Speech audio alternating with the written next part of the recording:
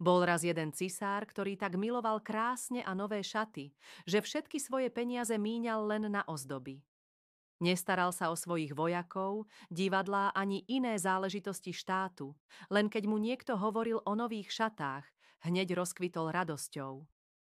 Jedného dňa prišli do mesta dvaja podvodníci. Tvrdili, že sú tkáči a že vedia utkať najkrajšiu látku na svete.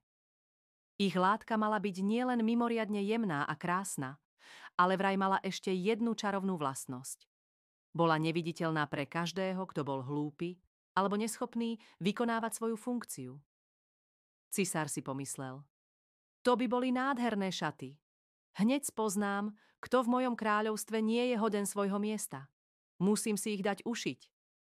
A zaplatil podvodníkom veľa peňazí, aby ihneď začali tkať. Podvodníci si postavili tkáčske stavy a predstierali, že pracujú, ale na stavoch nebolo nič. Len si strkali do vreciek hodváb a zlato a tkali prázdnotu.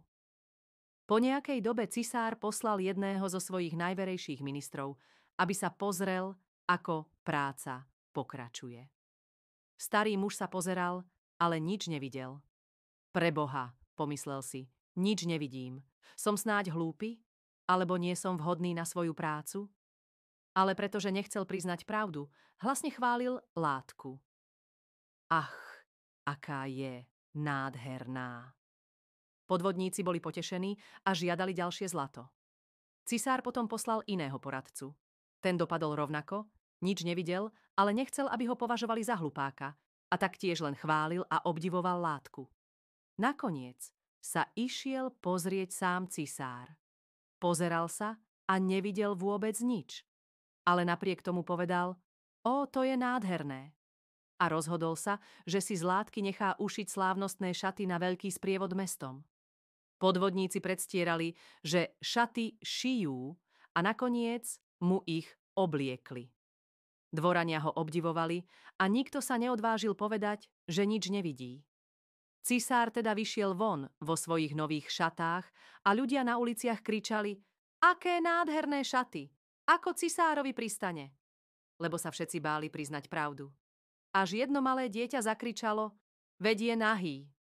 Ľudia začali šepkať: veď on naozaj nemá na sebe nič. A nakoniec všetci kričali: cisár je nahý.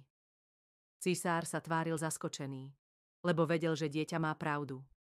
Ale musel pokračovať ďalej.